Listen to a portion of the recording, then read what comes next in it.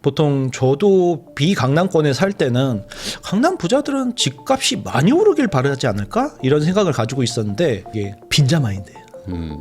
아니 샀는데 오르는 게 좋지 않아? 그것 자체가 빈자 마인드입니다. 왜냐하면 강남 부자들은 자기가 매수한 가격보다 하락하길 바라죠. 그건 너무 당연한 건데 저도 이걸 이해하는데 한 15년 정도 걸린 것 같아요. 왜 그런가 이렇게 자세히 들여다봤더니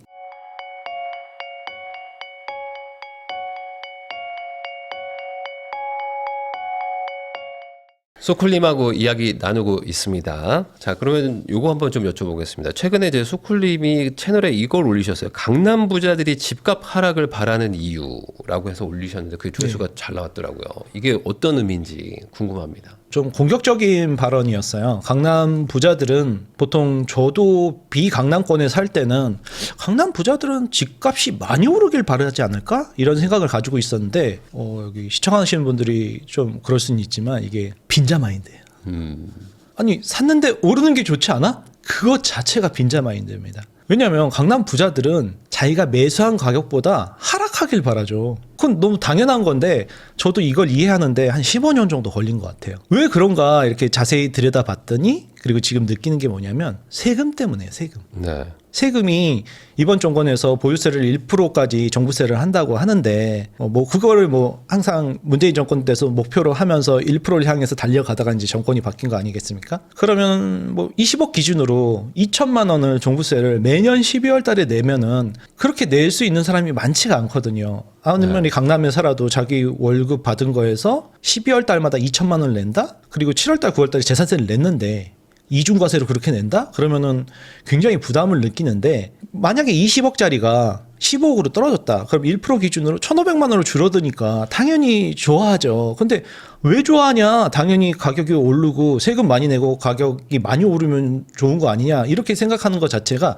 이해를 잘 못 하시는 거예요. 첫 번째는 세금이지만 두 번째가 이게 더 중요한데 자식들한테 사줘야 되잖아요. 자식들한테 또 증여해 주려면 가격이 하락해야 되지 않습니까? 네. 증여세를 좀 적게 내려면. 그리고 증여할 때도 취등세 내니까 그런 것들을 다 감안했을 때는 당연히 자기가 산 가격보다도 하락하길 원하시는 분들이 전부는 아니지만 60% 이상이다. 저는 그렇게 말씀을 드렸는데 그것 자체를 아니 사서 올라서 팔아야지 이득이 나지 않나 이렇게들 받아들이시더라고요. 대부분의 사람들이. 그러니까 어차피 갈아타기 할 마음이 없어. 지금 이분들은. 그냥 난 여기서 계속 살 거고 우리 애 줄 거고 필요하면 하나 더 사서 우리 애들 살게 해주고 싶은데 그렇죠. 올라서 뭐 하냐. 그렇죠. 이미 소유를 했으니까 이분들은. 그리고 말씀하신 갈아탈 필요도 없지만 갈아타더라도 가격이 하락해야 돼요.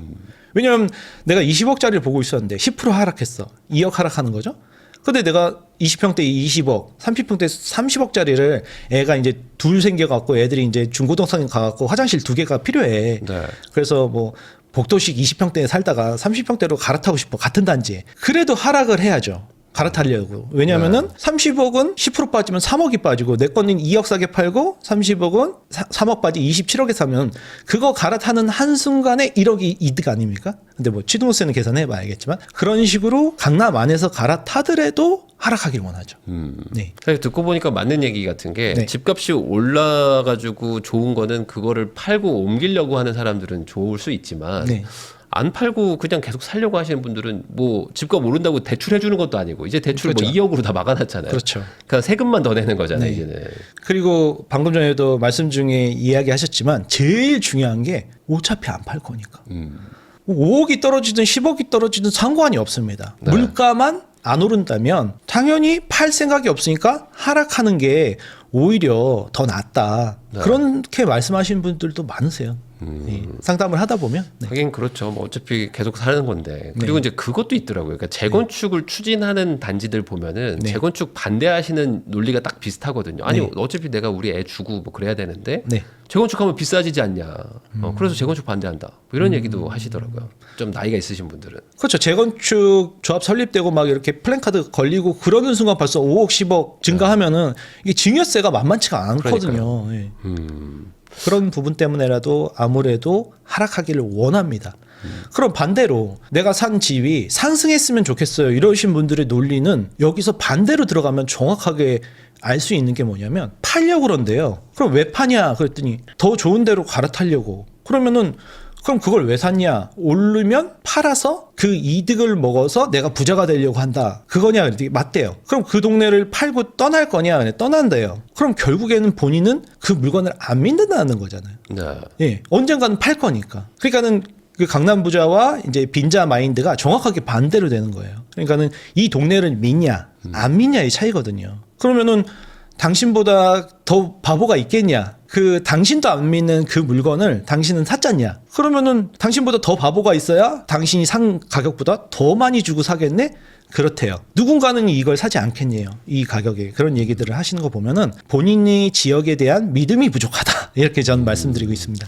네. 그러면 결국에는 이 모든 것들은 세금 문제네요. 첫 번째가 세금 문제고 그 다음이 이제 증여 문제로 들어가는 근데 증여도 어차피 세금이니까 생각해 보면. 그렇죠. 예. 그렇게 뭉뚱그리면 그렇게 되죠. 네. 그러면 이 결국에는 그거 아닌가요? 그러니까 우리나라에서 요즘 이슈가 되고 있는 게 이제 거래세가 너무 높고 보유세는 낮다 보니까 한 번 살 때 그냥 최대한 좋은 거 사가지고 똘똘한 놈 많죠. 버텨야지만 네. 되는 세금 구조잖아요. 네. 그러다 보니까 말씀하신 것처럼 팔고 싶은 분들도 이게 팔 수가 없기도 하고 네. 팔면 또 양도세 내고 다 떼고 나면 똑같은 집 사지도 못하고 그러니까 이게 체계 자체가 잘못됐다 뭐 이런 얘기들도 있거든요. 당연히 그런 것 같습니다. 그럼 결국에 이 세금은 그러면 제가 방금 말씀드린 대로 거래세 낮추고 보유세 높이는 뭐 그런 식으로 뭐 다른 나라들처럼 글로 가야 된다고 보세요? 그렇죠. 증여세까지 같이 낮추면서 그렇게 가야 거래가 활발해지는데 지금은 양도세랑 취득세도 높은데 보유세까지 높여버린다니까 거래를 마비시켜놓고 이걸 안정이라고 정부에서는 자꾸 우기는데 네. 이게 거래가 마비된 거지 안정된 건 아니잖아요. 그러니까 정부에서 지금 공급이 부족하다고 대통령 100일 기자회견에서도 말하고 국토교통부 장관도 대놓고 공급 부족한 거 맞다. 빠르게 공급할 수 없다. 5년만 기다려달라. 착공을 하겠다. 뭐 이렇게 말씀을 하시는데 예전 정권에서도 계속 그렇게 기다려달라 했지만 결국에는 서울 안에 획기적인 공급을 하지 못했고 특히 서울 안에서는 이제 박원순 전 서울시장 10년과 새로 들어온 오세훈 서울시장 지금 4년 넘게 하고 있는데 총 15년간의 공급이 원활하게 진행되지 않았기 때문에 이번 정권이 서울 공급 부족의 후폭풍을 거세게 맞고 있다. 이번 정부의 잘못은 아닌데 어쨌든 정권을 잡았으니 이걸 해결할 의지를 보여야 되는데 공급이 부족하다는 거는 인정을 하면서 공급을 안 해. 그러면 이건 어쩌자는 건지 진짜 말씀하신 대로. 아니 공급을 부족하다는 걸 대통령도 그렇고 국토교통부 장관도 그렇고 모두가 다 인정을 해. 그럼 공급을 하면 될 텐데 공급을 하려고 노력도 안 보이는 것 같기 때문에 서울은 지금 빈 땅이 없지 않습니까? 공터가 어디 있어요 서울에. 그러면은 정비사업 재개발 재건축을 대대적으로 풀어줘야 되는데 그거는 평생 본인들이 생각했던 이념하고는 또 다르기 때문에 이게 첩첩삼중으로 꼬인 게 아닌가 이렇게 생각이 듭니다. 그러면은 결국에 거래세를 낮추고 보유세를 높이는 그 방향으로는 안 갈 거로 보세요? 그냥 과거처럼 또 거래세 그대로 두고 이제 보유세만 다시 높이는 뭐 그런 쪽으로 갈까요? 후자죠. 후자로 갈까요? 후자죠. 어차피 지금 돈이 부족하지 않습니까? 정부에서. 네. 그러면은 이제 부자들한테서 돈을 더 걷겠다. 싫어할 사람들이 아무도 없거든요. 그리고 지지층들이 가장 원하는 게 그래. 내가 낼 돈 부자들한테 더 내라고 그래. 이렇게 대놓고 말씀을 하시더라고요. 부자니까 더 내야지. 부자들도 지금 충분하게 건보료까지 자기 소득의 한 40-50%를 내고 있거든요. 근데 거기서 더 내야지. 70%까지 내야지. 이렇게 얘기들을 하시는 거 보면 그리고 내년에 5월 초에 이제 양도세 중과가 시작이 되면 거의 80% 넘게 세금을 내는데 당연하지 이렇게 하는 사람들이 굉장히 많습니다. 그러면은 본인이면 그렇게 할 거야. 나는 돈이 없잖아. 이렇게 하면서 돈 없는 거를 이렇게 빈자인 거를 더 대우받는 시대가 돼버리니 이런 부자들이 우리나라를 떠날 수밖에 없고 그런 사람들이 가지고 가는 해외로 가져가는 돈이 어마어마한데 그런 거에 대해서는 언론에서는 얘기를 안 하고 있고 참 난감한 상황입니다. 그러면 양도세 중과 배제가 5월 9일로 끝날 거로 보세요? 아니면 요거 연장을 한다 얘기들도 뭐 있기 때문에 요 부분에 대해서 좀 어떻게 생각하세요? 선거가 있어서 연장하기는 조금 어려울 것 같습니다. 네, 지지자들이 싫어하는 정책은 선거 직전에 안 하는 게 국룰이잖아요. 네. 그러면 이게 연장을 안 한다고 공표를 만약에 하면 네. 강남 쪽에 있는 분들은 매도를 하겠다는 생각을 좀 할 것 같기도 하거든요. 어떻게 보세요? 매도 물건이 좀 나오죠. 본인 물건 강남이 제일 좋은 물건을 파는 게 아니라 그러니까는 최근에 이제 강남에 내 집 마련 하시는 분들을 이렇게 도와드리다 보면 압구정에 사시는 분들이 강남이 제일 작은 거, 뭐 잠원동이나 뭐 이제 개포동에 조그만 거 네. 아들 주려고 하나 샀던 거 이제 그냥 팔아서 현금으로 들고 있자 이러신 분들이 많이 팔더라고요. 그런 분들이 이제 작은 물건들을 다 정리하고 똘똘한 한 채로 가는 상황이죠. 왜냐하면은 뭐 쉽게 얘기하면 1억짜리 물건 10개보다 10억짜리 물건 1개가 보유세나 뭐 이렇게 갈아타기 할 때 이렇게 혜택이 더 많으니까요. 네. 그러다 보니까 요즘에 그 똘똘한 한 채를 사가지고 특히 이제 강남에 뭐 이런 데 사서 이제 집값이 많이 오른 분들이 장기 보유 특별 공제 때문에 네. 사실상 양도세도 거의 안 낸다. 그러니까 이거 손을 봐야 된다. 이런 그 언론 기사들이 계속 나오거든요.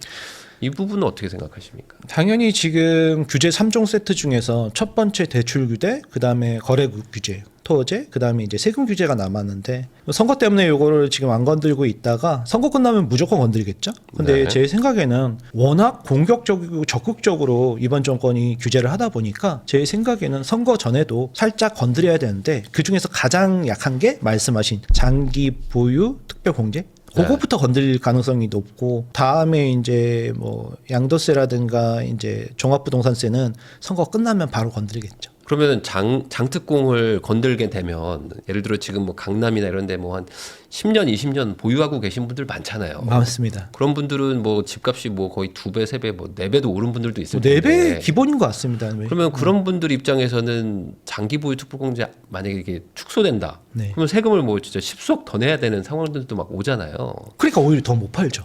그러면 오히려 이거 바꾸기 전에 빨리 팔겠다. 이렇게 생각하지 그럼 않고 어디로 가요? 안 팔고 그냥 끝까지 네, 버텨보겠다. 갈 데가 없잖아요. 아, 지방이 원래 고향이셨던 나이 많으신 분들은 돌아가시는 분들도 가끔 있으시더라고요. 근데 네. 지방이 지금 예전 같지가 않은 게 저도 지난주에 이제 대구 특강을 처음으로 대구 기존에 내 집 마련 공부하시던 분들이 대구도 와서 한번 강의를 해주셔라 그래서 난생 처음으로 지방 강의를 가봤어요. 갔더니 제가 한 10년, 15년 전쯤에 대구를 임장 갔었을 때는 그래도 사람이 많았거든요. 근데 토요일 날 아침 10시 반, 11시에 도착했는데 한 몇 킬로를 대구 시내를 지나가는데 사람이 없는 거예요. 그래서 이게 무슨 일이지? 그런데 거기가 대구에서 그 구도심? 네.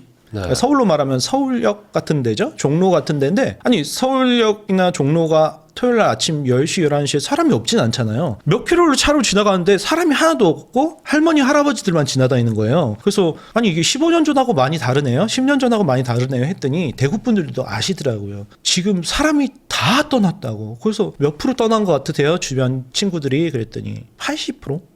그렇게들 다 얘기하시던데요. 부산 분들, 대구 분들한테 다 여쭤봤더니 아침 출근 시간에 전철에 사람이 없답니다. 그럼요? 그랬더니 할머니, 할아버지들만 있고 저녁에 친구들하고 이제 대구 중심가, 부산 중심가에서 놀다가 버스를 타면 예전에는 집에 돌아올 때 버스에 그 찡겨서 탔대요. 서울은 지금도 그러는 것 같은데 이렇게 찡겨서 탔는데 지금은 앉아서 간다고. 그래서 본인은 그게 좋다고 생각했는데 지금 생각해 보니까는 자기 애들을 생각해 보면 무섭다고. 그래서 서울로 올라오고 싶은데 어떻게 해야 되냐고 그런 얘기들을 많이 하는 걸로 봐서는 지금 서울은 계속 과밀하게 몰리고 지방은 그 제조업 기반이 러스트벨트 미국처럼 붕괴되면서 화이트 칼라가 없다고 그런 얘기들을 많이 하더라고요. 그래서 다 공무원만 남아있다고 80%가 서울로 올라온다. 그러면 이제 서울의 매매 가격은 폭등하고 전세도 폭등하고 그런 상황이 계속 발생할 것 같습니다. 그러면은 아까 말씀 잠깐 하던 건데 이제 장특공을 만약에 줄이거나 뭐 진짜 막 극단적으로 막 거의 없애는 수준으로 간다 그러면 매물이 나올 거로 기대하고 있는 분들도 있거든요. 왜냐면 그거 피해서 팔려고 하는 사람들 분명 있을 것이다. 안 좋은 물건들이 나오죠. 좋은 물건들은 끝까지 갖고 있죠. 오히려 더 버틴다 사람들이. 네. 전세를 주고 아마 내려가시지 않을까. 지방으로 내려가더라도. 왜냐하면 지방을 딱 가서 이제 상황을 볼 거 아니에요. 그럼 네. 지방 분들이 다 하는 얘기가 여기 집 사지 말라고. 지금 3년째 폭락해서 심정지 상태라고. 그 말씀들을 많이 하시더라고요. 근데 저는 그러면 이제 오르지 않을까 했더니 젊은이들이 다 떠나서 받쳐줄 사람이 없는 것 같다. 자기네가 마지막인 것 같다. 이렇게 얘기하시는 분들이 많은 걸로 봐서는 지방 상황은 핵심지 몇 군데 외에는 나아지기는 힘들지 않을까. 그래서 서울에서 그 분들이 팔고 경기도로 가는 것도 만만치는 않을 거예요. 병원이나 인프라 같은 게 워낙 서울하고 많이 차이 나니까. 그럼 고향으로 돌아갈 분들이 과연 팔까? 저는 가능성이 낮다고 봅니다. 물건이 나오긴 하겠지만 그걸 기대하기에는 쉽지 않다. 차라리 지금 약간 어떻게 해야 되지? 규제 나온 지 지금 한 달 반 아직 안 됐는데 어떻게 해야 되지? 어떻게 해야 되지? 지금 차라리 내 집 마련을 과감하게 임장 다니시면서 알아보는 게 낫지 않을까. 내년을 기대하기에는 조금 쉽지는 않을 것 같다. 이런 생각이 듭니다. 그러면은 이번에 또 뭐 기사들 나오는 거 보면은 이제 올해 시세가 좀 많이 올라 버렸기 때문에 뭐 특별하게 세법을 바꾸지 않더라도 그냥 그 종부세든 뭐 보유세든 다 한 1.4배에서 1.5배 올라간다. 이런 얘기들 지금 나오고 있잖아요. 각오하시라고 저는 말씀드리고 네. 있습니다. 거기다가 지금 뭐 세율을 만약에 뭐 바꾸거나 하면은 뭐 더 많이 올라갈 텐데 부자들은 지금 어떤 생각으로 지금 요거를 대응하려고 하는지 집을 팔려고 하시는 분들은 별로 없나요? 어떻게든 그냥 버틴다라는 게 좀 대세일까요? 2년 사이에 그 국평 기준으로 한 10억에서 15억 강남 쪽은 그리고 이제 한강벨트 쪽은 5억 이상 네. 이렇게 급등했기 때문에 25년 동안 이렇게 급등한 경우는 2007년도하고 21년도 그때보다 더 오른 것 같거든요. 그때는 사실 오른 걸로 치면 지금 엄청나요. 기울기가 70%였는데 지금 거의 8, 90%로 이렇게 가고 있기 때문에 와 이거는 이렇게 많이 오르면 세금도 많아질 텐데라는 걱정들이 있으셔서 저는 지금부터 돈을 모으셔라. 앞으로 5년 동안은 엄청난 세금이 발생할 거다. 인서울 하신 분들은 이렇게 말씀드리고 첫 번째. 두 번째는 이 5년만 버티면 매매 가격은 더 많이 오를 거다. 지금 이 모든 문제는 제 이거 뭐 말씀드리면은 많이 악플이 날릴 것 같은데 전 개인적으로 서울 집값이 싸서 발생하는 거라고 생각합니다. 아, 서울 집값이 네. 상대적으로 싸다. 예. 전 세계 10위권 안에 들어가는 나라의 네. 핵심 랜드마크 수도가 이렇게 가격이 저렴하면 내 집 마련을 그래도 뭐 사회 초년생들도 아직도 서울에서 노원구 같은 데서는 할 수 있으니까 이런 경우는 많지 않거든요. 그게 이제 우리나라의 뭐 리스크, 남북 관계 그런 리스크, 코리안 리스크라고 그러죠. 그런 것 때문에 좀 저평가돼 있었는데 전세가 사라지면서 월세가 폭등하고 매매가 여기서 한 번 더 폭등을 해주면 그 다음부터는 이제 사람들이 마음이 오히려 일본처럼 편안해질 것 같습니다. 이게 뭐 10억, 20억 막 이렇게 하니까 사람들이 아니 뭐 아끼고 뭐 하면은 할 수 있을 것 같은데 왜 가격이 올라 이러지. 만약에 반포처럼 50억, 70억, 100억이 가버리면 이제 그 다음부터는 이제 남의 나라 얘기가 돼버리죠. 그러면서 못 사니까. 네, 그 다음부터는 일본 사람들처럼 소소한 행복에 만족하면서 작은 뭐 피규어 같은 거 모으면서 아 난 행복해, 난 이렇게 작은 집을 원래 좋아했어 하면서 이제 포기. 내가 도달할 수 있는데 저게 자꾸 내가 잡으려고 그러면 요 앞에 도망가고 요 앞에 도망가고 그러니까는 이게 짜증이 나는 거잖아요. 화가 나고. 근데 이제 저 나보다 훨씬 잘 나가는 사람을 보면 그냥 그래 저 사람은 원래 잘났어 이렇게 하는 그런 가격대가 오면 이 시장과 심리가 좀 안정되지 않을까 그런 생각이 들어서 이번 정권 지나고 나서 5년 뒤에는 사람들이 조금 마음이 차분해지지 않을까. 이 부분은 좀 공감이 되는 부분이 한 3년 전만 해도 반포 집값 비싸다고 하면은 사람들이 저거 말도 안 되는 가격이다 이런 얘기도 많이 했거든요. 근데 요즘에는 반포 막 70억, 90억 하면은 말도 안 된다는 얘기도 하는데 그냥 반포니까 뭐 인정한다. 약간 이런 마인드가 좀 그렇죠. 생기긴 했어요. 압구정, 반포 이렇게 원래는 압구정만 논해였는데 이제 반포도 논해가 돼버리는 상황이 된 것 같아요. 그래서 한 3년 전에 제가 육아휴직하고 딱 복귀했을 때가 딱 3년 됐거든요. 지금 3년 전에는 진짜 둘이 열심히 하는 공무원 부부더라도 서초에 개포에 내 집 마련할 수 있었단 말이에요. 작은 거지만. 원베이라도 꼬마 아파트라도 들어갈 수 있었는데 지금은 이제 그게 불가능해지고 잠실조차도 평당 1억이 넘었는데 뉴스에 안 나오더라고요. 잠실 국평이 35억 돌파. 근데 뉴스에 안 나와요. 예전에 반포의 아크로 리버파크가 평당 돌파. 1억 돌파했을 때 불과 5년 전인 것 같은데 그때 막 뉴스에 나오고 난리가 났었거든요. 네.